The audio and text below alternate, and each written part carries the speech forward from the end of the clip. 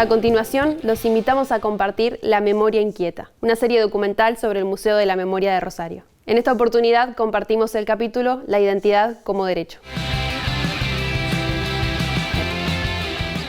Uno después se puede considerar egoísta o decir, no, ya está, tengo 45 años en mi caso.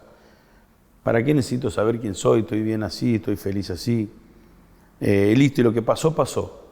O no pasó nada, o no sé. Y lo que ignoramos es que del otro lado nos están esperando hace muchos años, como en mi caso.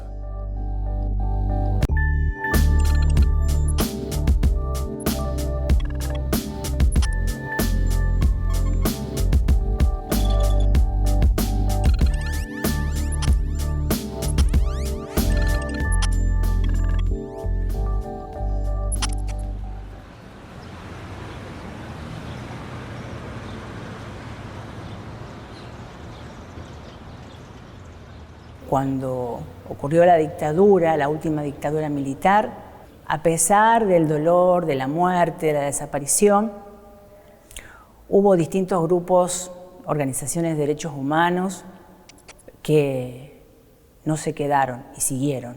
Uno de ellos fue Abuelas de Plaza de Mayo, que primeramente en Madres de Plaza de Mayo, buscando a sus hijas y a sus hijos, descubrieron que también estaban buscando a nietas y nietos.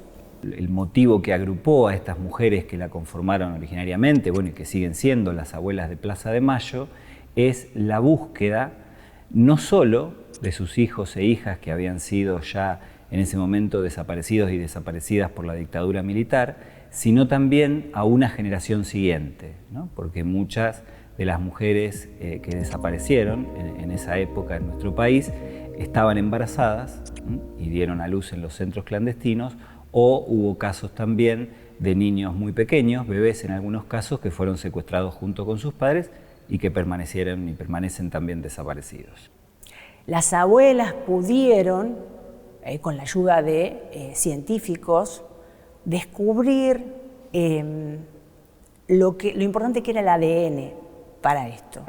O sea, al faltar los padres, la generación de los desaparecidos, desaparecidas, quedaban las abuelas, los abuelos, los tíos, para realizar una prueba de ADN, y en esa prueba de ADN hay un porcentaje muy alto, un 99,9, dicen las abuelas, de coincidencia en el ADN de ese nieto o esa nieta encontrado y su familia.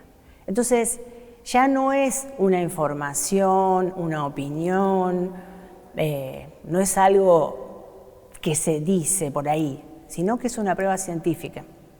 Y es una evidencia también de esa afiliación. De que tengo uso de razón en mi caso particular es que te das cuenta que las personas que te están criando ese núcleo familiar no es el cual correspondes vos, el cual de dónde venís. Bueno, en mi caso era un matrimonio muy adulto, donde bueno, fui criado como único hijo. Y bueno, vos te vas haciendo preguntas a lo largo de toda tu vida, ¿no? De dónde venís realmente, pero eso no me tocaba intrínsecamente ni me provocó, o sea, tabúes, nunca tuve nada con el hecho de ser adoptado en sí.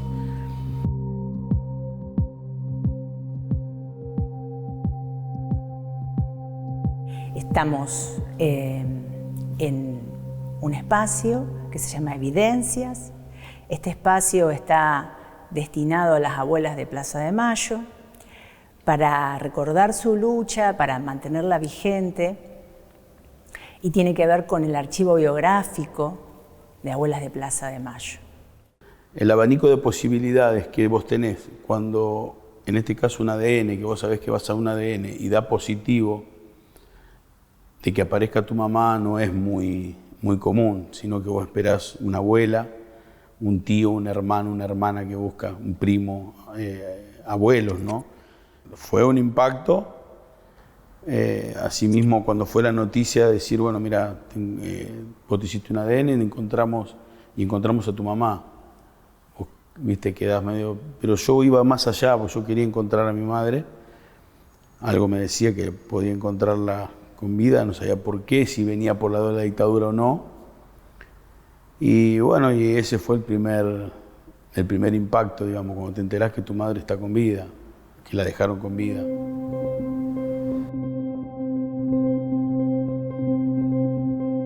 Yo soy la primera mujer trans de la ciudad de Rosario en haber sido beneficiada de una reparación histórica. El Estado entendió que las mujeres trans fuimos víctimas de persecución y privadas ilegítimamente de nuestra libertad por la condición de género. Tenía 15 años cuando fue la primera vez que me detuvieron en la Plaza Pinasco, que es la Plaza Montenegro en la actualidad. Estaba ahí, había salido del colegio porque estaba en UNEMPA en ese momento. Eran las 7 de la tarde, me recuerdo. Estaba con una amiga y llegó la policía y me detuvieron. Me llevaron a la comisaría segunda. Recuerdo que me llevo hasta el día de hoy el olor que me causó. Fue una impresión muy grande, el olor a los calabozos. Eso no me lo voy a olvidar nunca, porque entré en ese lugar y era muy jovencita, tenía 15 años.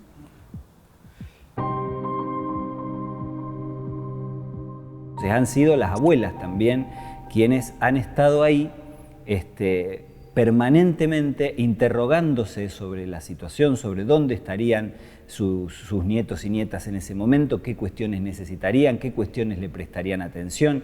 Y en ese sentido, eso han ido modificándose permanentemente. Además que al mismo tiempo, y mientras esto avanzaba, el tema fue llegando de otro modo a la sociedad, tanto en Argentina como en el mundo. Lo que tiene que ver con la difusión y comunicación y las campañas publicitarias también han ido acompasándose un poco a ese ritmo, ¿no? Han ido creciendo, han tenido mucho más alcance, y después esto, que no es lo mismo pensar una campaña publicitaria cuando se trata de un bebé, una campaña, digo, esas campañas de difusión que se hacen en abuelas, que cuando se trata de buscar a un adulto o adulta. Y el elemento fundamental para pensar esa diferencia es que cuando se trata de bebés o niños hay que hablarle a un tercero, ¿no? Hay que hablarle a otra persona para que pueda prestar atención a esa situación. En cambio, cuando se habla de hombres y mujeres adultos, ahí se le puede hablar directamente a la persona. Y bueno, me acerqué a abuelas con el correr del tiempo, ya siendo un adulto bastante ya grande, con hijos. Conformado con una familia y donde decido que eso, la familia es uno de los impulsos ya mayores y más grandes donde te dan la pauta y la fuerza para dar ese paso que se necesita y para acercarse a abuelas. Primero eran bebés y una fotito o una información. Ellas cuentan que hacían tarea de detectives, o sea, iban a casa cuna, escuelas. Cuando fueron creciendo, también adolescentes, ¿cuáles son aquellas cosas que a los adolescentes les puede interesar? Bueno, los deportes, el teatro, la música, el fútbol. Entonces, las abuelas allá fueron, se conectaron, hicieron campañas que tienen que ver con los gustos o lo que estaban haciendo esos adolescentes. Y en eso las abuelas fueron muy inteligentes, porque hoy tienen 45 años. 45 años. Y también, ¿eso qué quiere decir? Que ya son padres y que sus hijes también están participando de esa búsqueda. Todo lo que se hace, de lo primero a lo último, en función de este objetivo central, que es encontrar a esos niños y niñas que desaparecieron, hoy adultos y adultas desde ya, a nuestros hermanos. El corazón del trabajo institucional es el que tiene que ver con recibir a los hombres y mujeres que muchas veces se acercan a la institución con dudas sobre su propia identidad, con dudas sobre sus orígenes, y acompañarlos para, en todo lo que es el proceso de averiguación en relación a su identidad y sus orígenes. Yo miraba la página de abuelas, cuando ya estaba muy arraigado en mí, que era la búsqueda por ese lado, por el terrorismo de Estado, y vos buscás en la página de abuelas todos los desaparecidos, los posibles hijos que hayan nacido en una fecha que coincida con la que vos figura en tu DNI, en tu documento. Y bueno, y ahí te buscás los parecidos con ellos. Porque vos ya hay algo interno que, no sé, porque le puede pasar a miles, ¿no? Y después, bueno, lamentablemente no se da, pero vos te buscás ya los parecidos. La apropiación es un delito de lesa humanidad, o sea que nos afecta a todas y a todos, a la sociedad entera. Entonces, él o ella puede decidir después si quiere seguir teniendo contacto con la familia biológica, pero el Estado lo pone en jaque para que haga su prueba de ADN.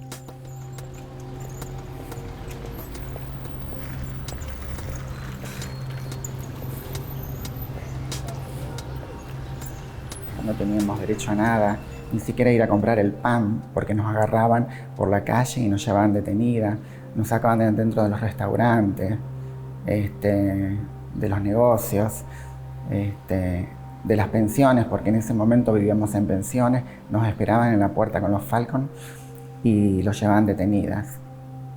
Nos condenaban hasta 120 días de arresto por solo hecho de llevar una pollera que en vez de un pantalón. Y nos llevaban a la alcaldía de acá enfrente, que es donde es Gobernación ahora, donde existía un lugar que se llamaba Pico H, que era el pabellón de los homosexuales. Ahí nos detenían y nos ponían con distintos presos comunes y pasábamos distintas humillaciones y violaciones todo el tiempo. Me exilié en el año 89 porque acá no podía vivir, en realidad, porque no teníamos nada, nos negaban todos los derechos, ni siquiera podíamos ir a un hospital, porque en el mismo hospital nos llevaban detenida. No teníamos trabajo, la única vía de escape era pararse en una esquina, era la única vía de sobrevivencia que teníamos.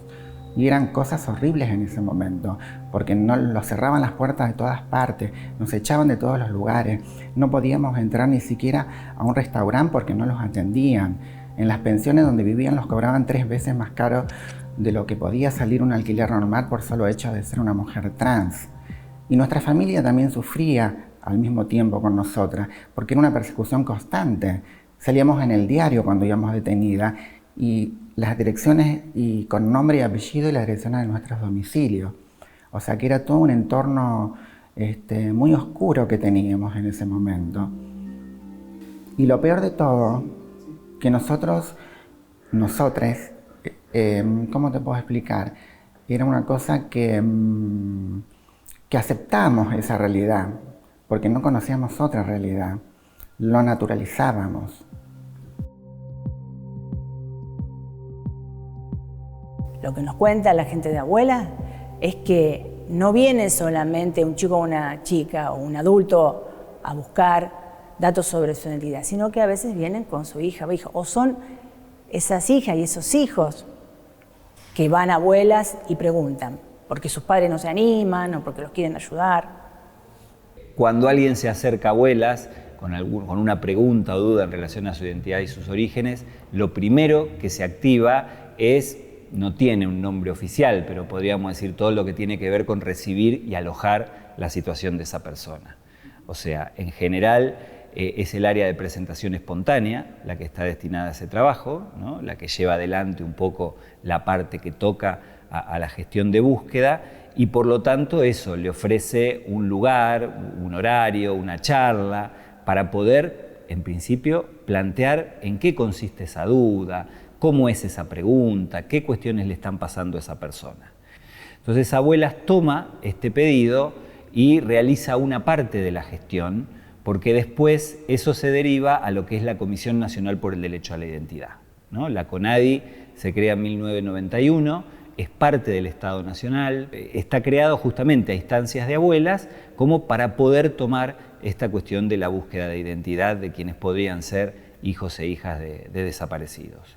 Cuando doy el paso definitivo, que fue enviar un mail, donde me lo recibe Abuelas, es a fines del 2014.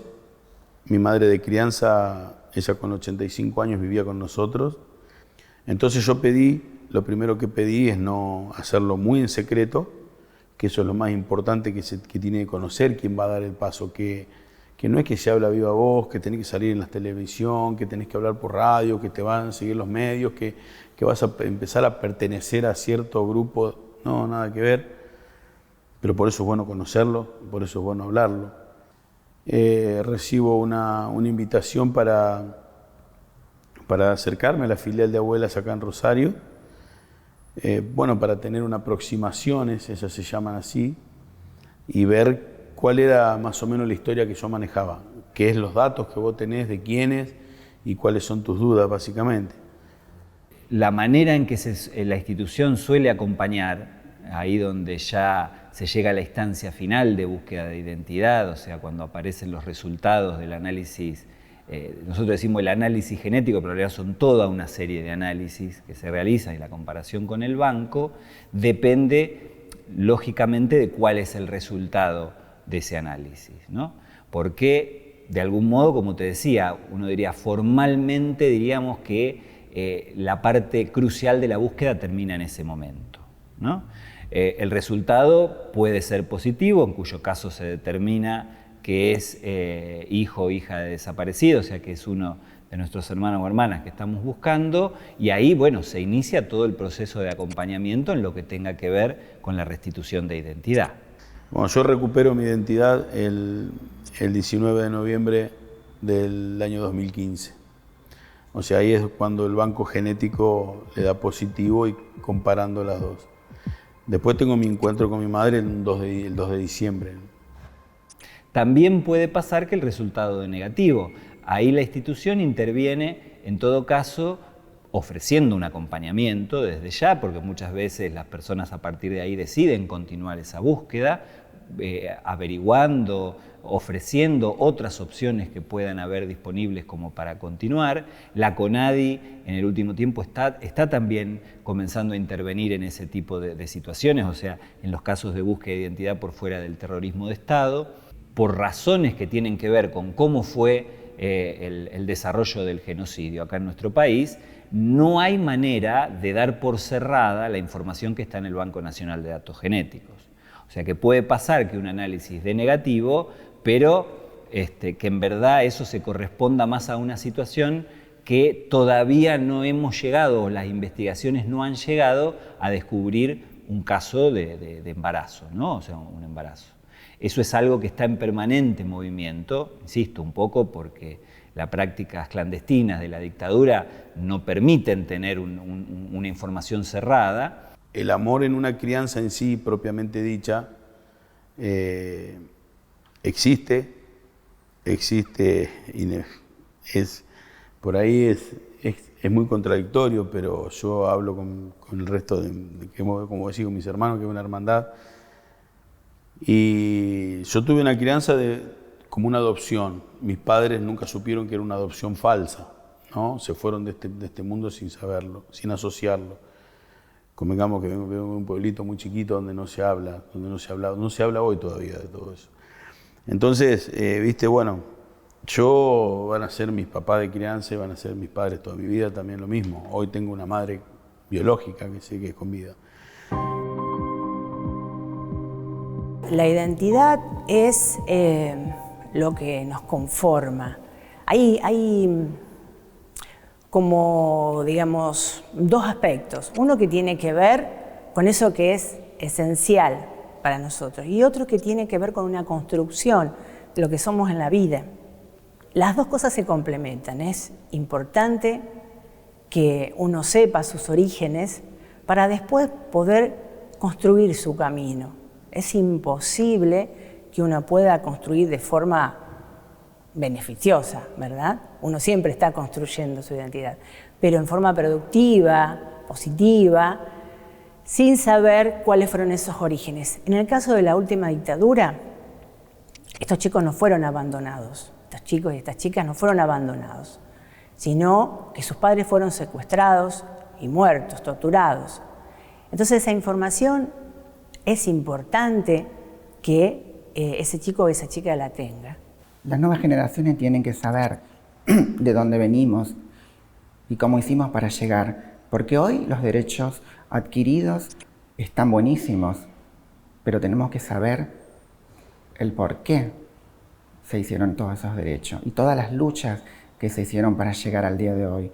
Porque hoy una persona trans de esta generación puede elegir cosas que nosotros no lo pudimos hacer. Hoy puede estudiar, puede trabajar o puede pensar en algo que le pasa, aunque sí tiene muchas barreras todavía, pero las puede superar fácilmente. Nosotras esas barreras nos cerraban y no las podíamos abrir en ningún momento. Y es algo importantísimo la identidad de género, porque yo me percibo como mujer y soy una mujer así las 24 horas del día.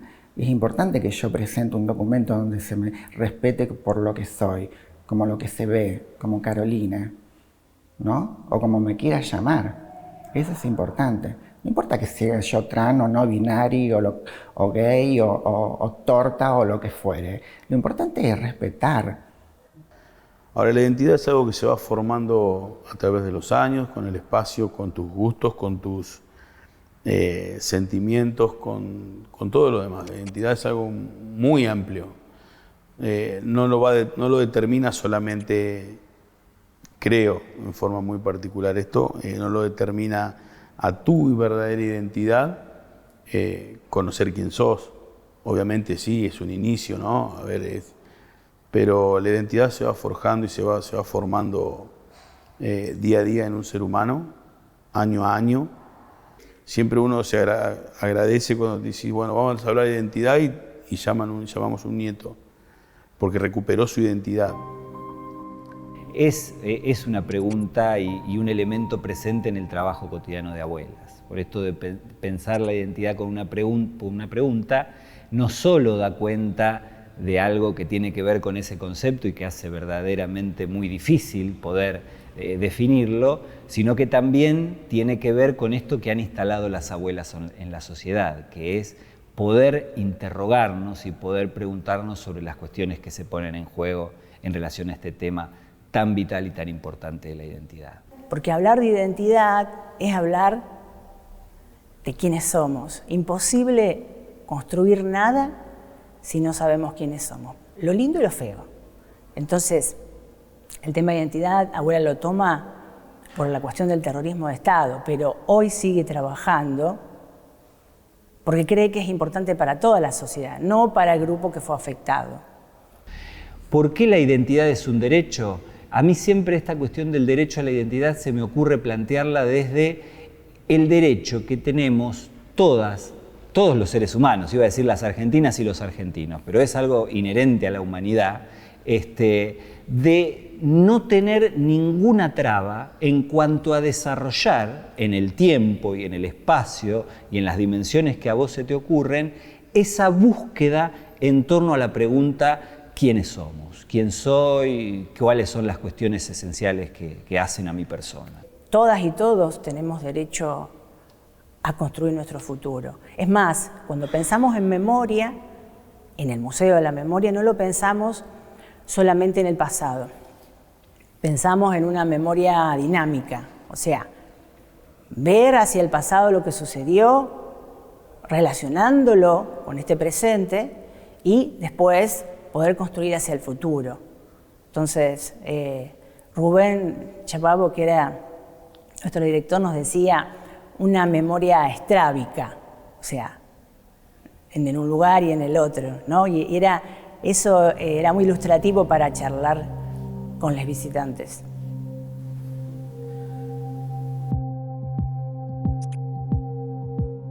Yo creo que tenemos que seguir abriendo puertas y abriendo mentes, porque de eso se trata. Porque a pesar que hoy tenemos todas las leyes y todos los derechos adquiridos, todavía nos siguen matando, todavía nos siguen humillando y nos siguen maltratando. Y eso no está bien. Tenemos que seguir avanzando para conquistar nuevos derechos, porque nadie tiene el derecho de humillar a nadie por el solo hecho de ser diferente. Por primera vez en la ciudad de Rosario estamos como memoria en las marchas y eso es algo importante, porque sin memoria no hay futuro. Hay que reconocer la memoria. Nosotros empezamos a caminar para que la nueva generación empiecen a correr. Entonces, eso es un reconocimiento. Creo que el cambio de paradigma que estamos atravesando deja negar las vidas sexualmente diversas, exponiendo y defendiendo el derecho a la memoria y al reconocimiento. Yo considero que es fundamental, pero aparte porque lo que hace a la identidad, ya no de una persona, sino en este punto de un pueblo, es lo que tiene que ver precisamente con la transmisión de los acontecimientos importantes de su historia. Y estos son acontecimientos importantes de nuestra historia. Porque además está esto que, si vos querés, es como una especie de trampa. Que no nos ocupemos, que querramos instalar un olvido en relación a eso, no va a ser, ¿no?, que esas cuestiones del pasado dejen de tener consecuencias en nuestro presente y en nuestro futuro. Entonces hay que atenderlo, hay que prestarle atención, hay que seguir construyendo memoria y pensando la historia, y hay que seguir transmitiendo esto a las nuevas generaciones. Y a pesar de que pueda haber cosas buenas y cosas dolorosas, todo forma parte de uno. Entonces, trabajar en eso te daba un puntapié enorme. Y es lo que a mí me ha permitido, en modo personal, construirme, seguir. Mi generación es un poco difícil, porque venimos con esas crianzas de esto no se habla, esto no se dice, tenemos estos secretos y se terminó, acá quedó, y eso hace muy mal en todo aspecto. Y a quien escuche, a quien vea, a quien esté, que se anime, porque quien está de este lado, recibiéndote, tuvo tus mismas dudas, tus mismos miedos, tus mismos temores. Pasamos por todo lo que vos crees que pasa solo, ya lo pasamos. Y bueno, queda únicamente ayudarte a que encuentres quién sos.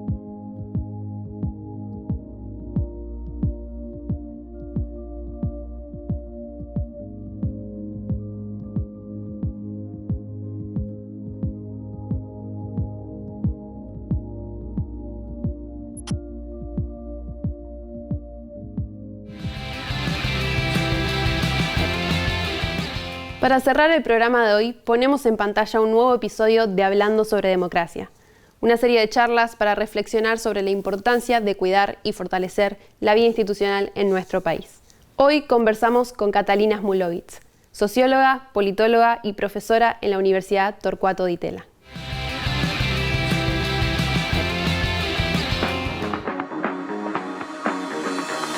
Pensar qué es lo que nos asegura las democracias es seguridad de la vida, un instrumento para seleccionar cómo queremos vivir, digamos, para decidir qué tipo de vida comunitaria queremos tener. El instrumento son las elecciones y seleccionar gobiernos, que básicamente implica seleccionar el tipo de vida que queremos tener, el tipo de orientación de las políticas en una comunidad, en condiciones en las cuales esa elección y esas manifestación de nuestras preferencias no implique que perdemos la vida en esa decisión, ¿sí? Que podemos perder y no vamos a morir, cosa que aquellos que tuvimos la desgracia de vivir en regímenes autoritarios, eso era algo que estaba siempre en cuestión, ¿sí?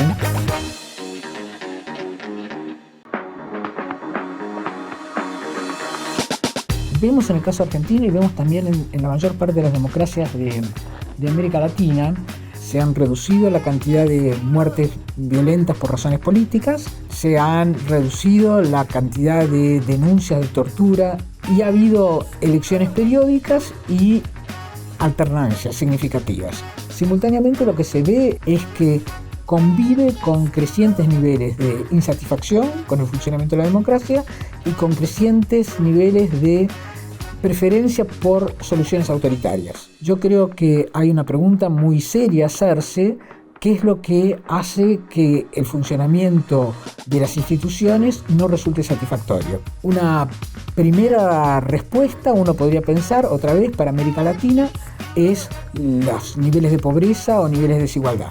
Si uno mira de los digamos, desde los 80 hasta la fecha, en los países del Cono Sur, el único que aumenta la cantidad de pobres, el porcentaje de población pobre, es Argentina. A pesar de que se incrementó la pobreza, tiene menores niveles de pobreza que la mayor parte de los países latinoamericanos. Hay algo que tiene que ver con las expectativas acerca de qué es lo que se esperaba que eso tenía que suceder. Hay algo respecto de la expectativa de cómo debían proveerse los servicios públicos que no está alcanzando o no aparece satisfactorio a aquellos que lo reciben.